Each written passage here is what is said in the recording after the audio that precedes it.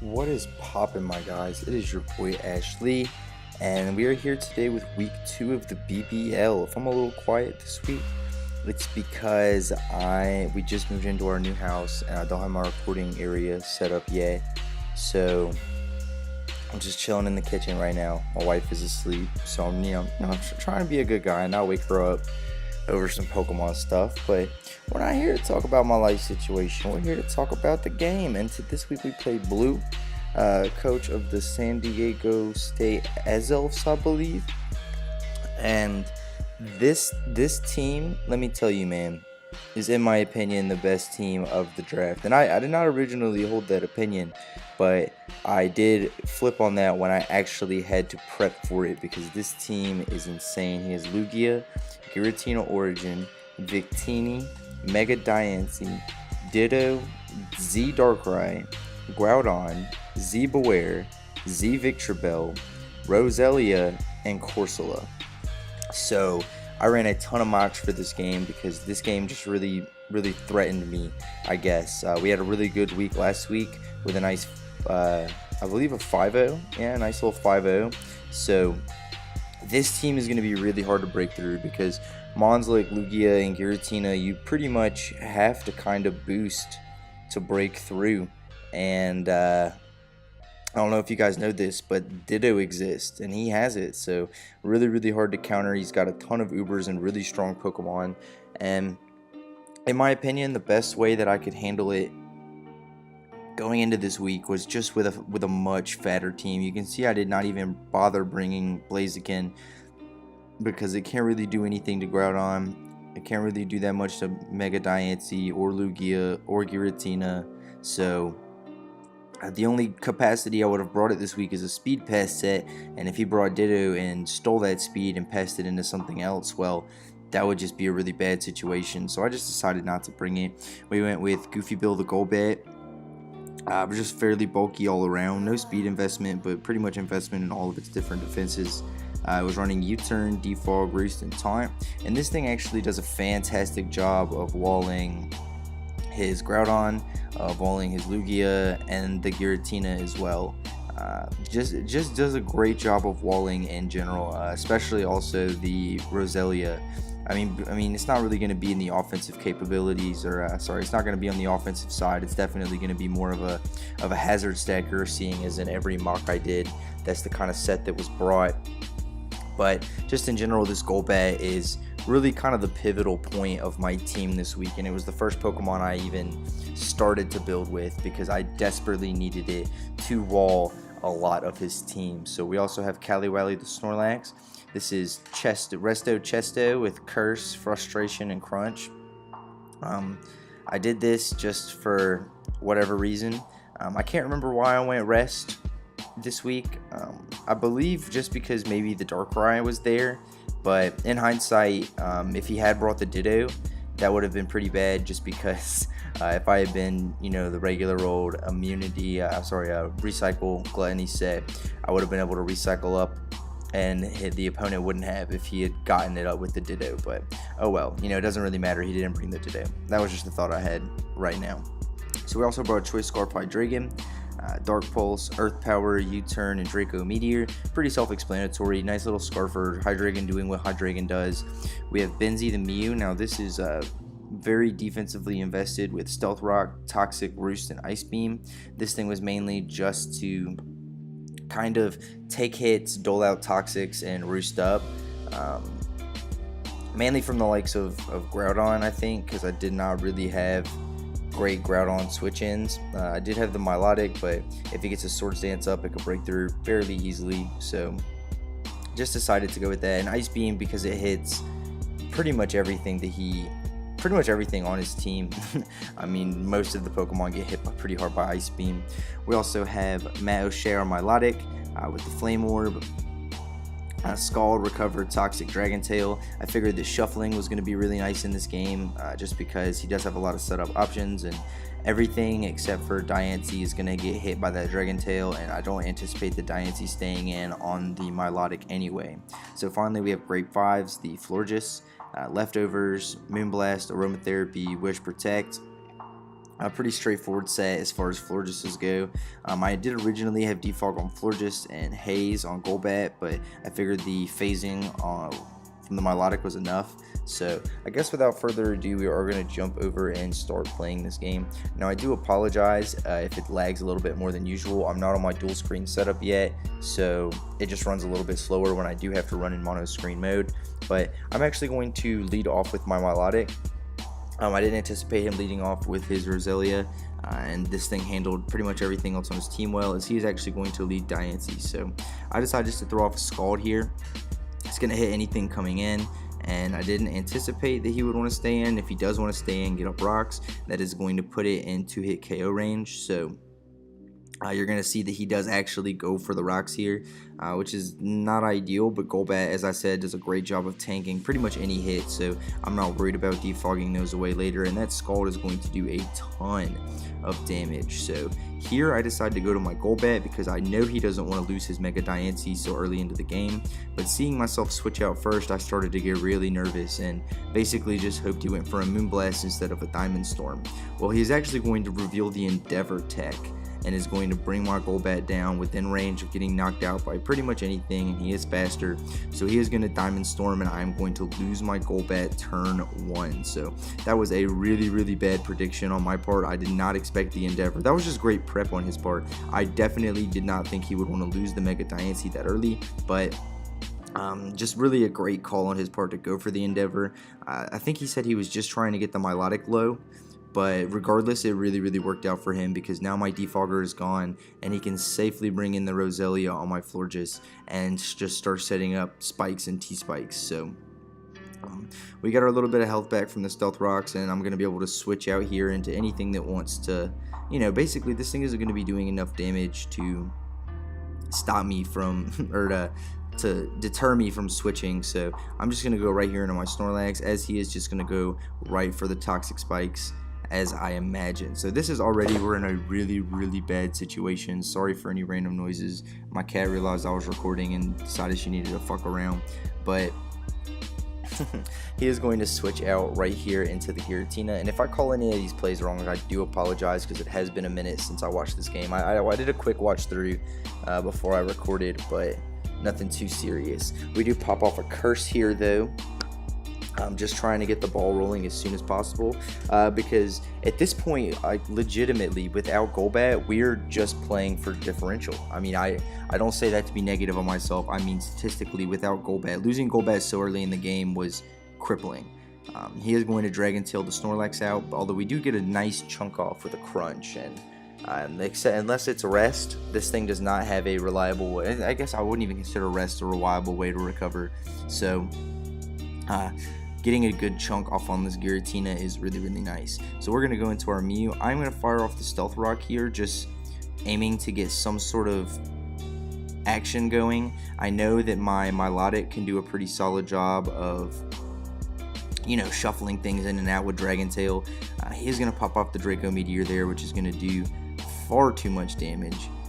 We're going to get our leftovers back up, but that's pretty much canceled out, if not a little bit more, if I remember. Yeah, a little bit more due to the poison damage. So that's really unfortunate, but we are going to be able to roost here, get our health back up, which is nice because he did just drop a Draco, so obviously his attacks aren't going to be doing as much damage, except he reveals the Hex.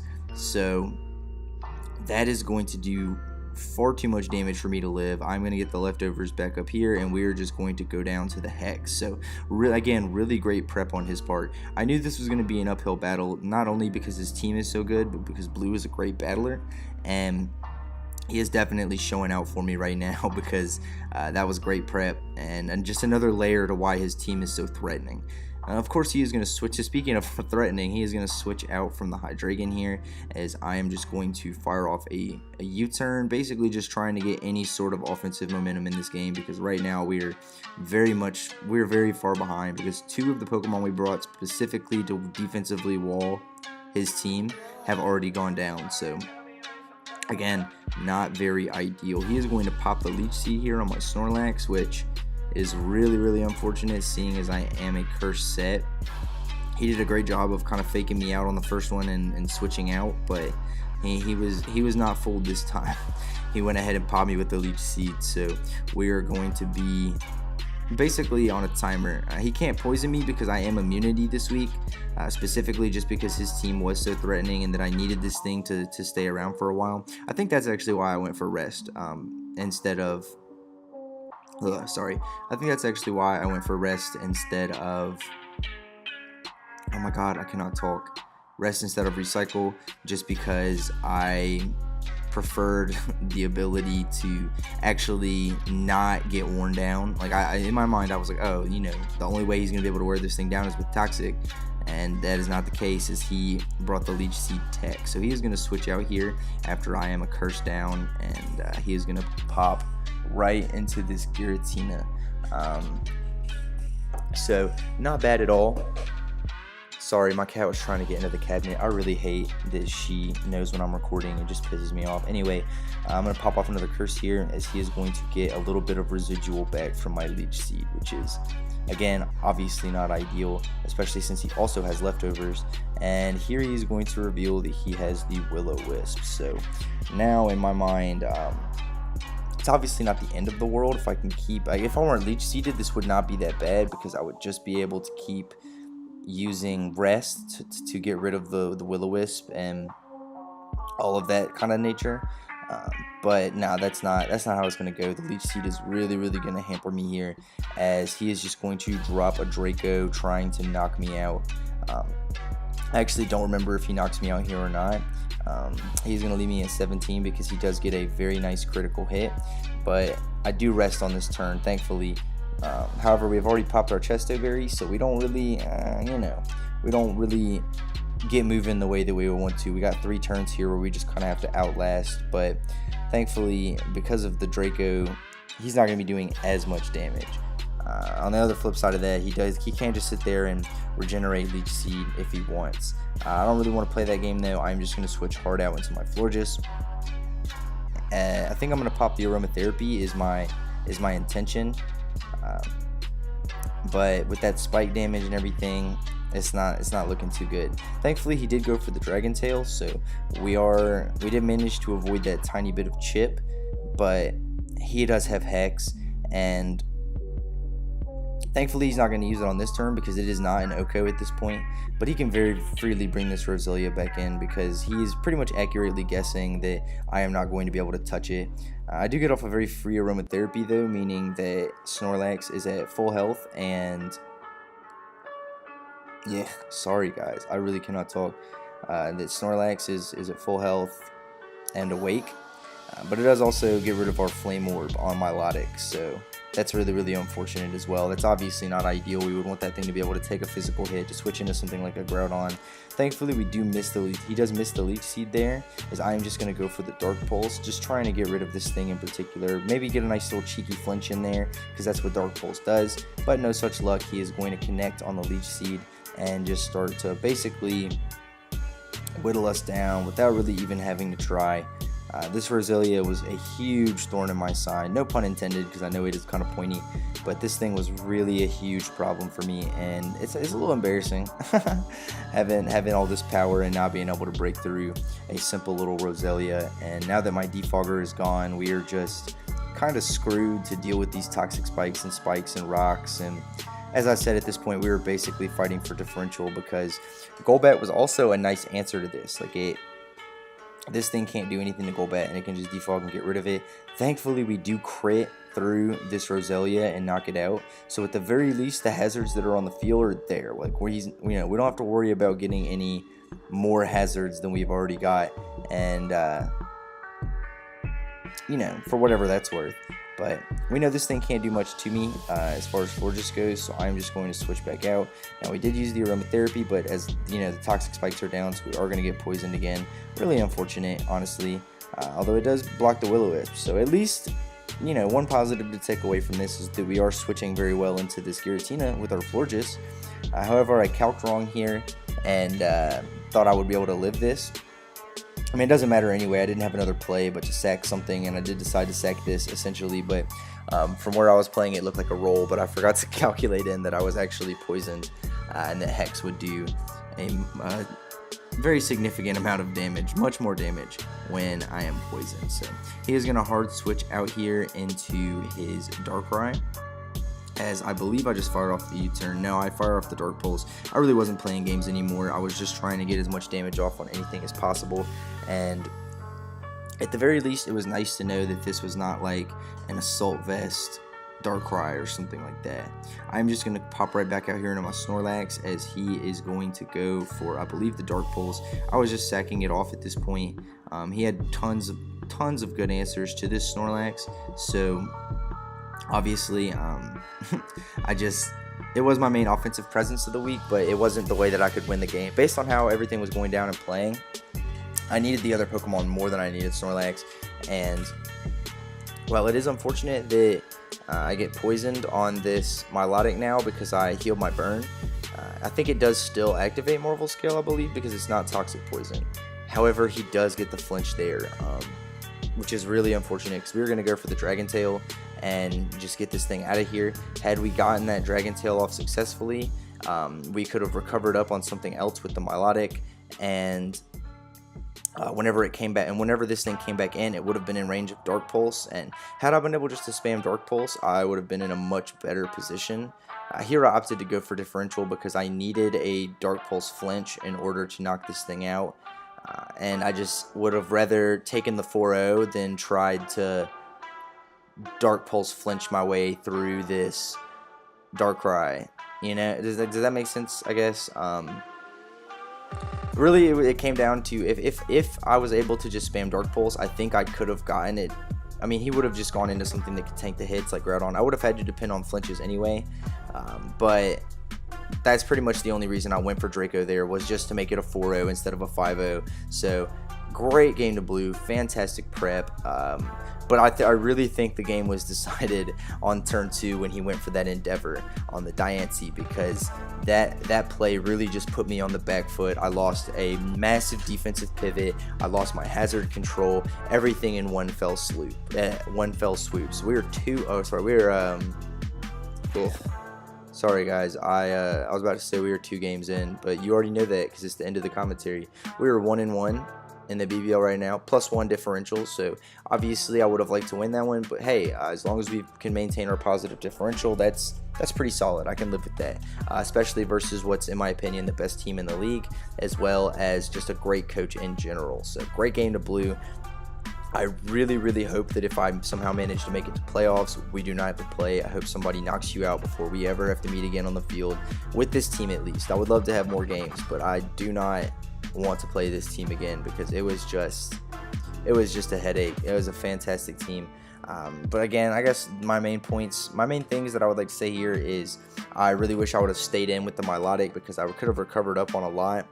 Had he brought in Roselia immediately afterwards, I could have almost guaranteed you 130% he was not going for a grass type move, so I would have just popped off a nice little recover there, and then gone hard Golbat and been able to defog and been in a much better position, because if I could have avoided that the poison damage, Florges could have walled a lot better, Mew could have walled a lot better and done a lot more work, throwing out its own toxics and ice beams and things like that.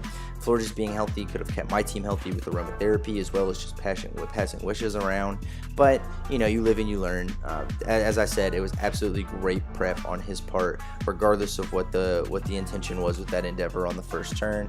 It was just a great play all around, especially because, as he said, he did not really need the Mega Diancie that much for the team that I brought, so he really was just kind of making it a sack lead. I guess I hope you guys enjoyed. Next week we play fellow admin Aaron 2420, and I'm really excited about that game. Aaron and I always have good games, and to be honest, I think I've played him more than anybody else in the Draft League format, so at this point we're getting a nice little record against each other. I'll try and remember what that record is the next time, when I make that video, but definitely go check out Blue's channel. I personally can't wait to see his side of the battle. Yeah, you guys know how it goes. Like, comment, subscribe, all that bullshit. I'll see you guys next time. Peace.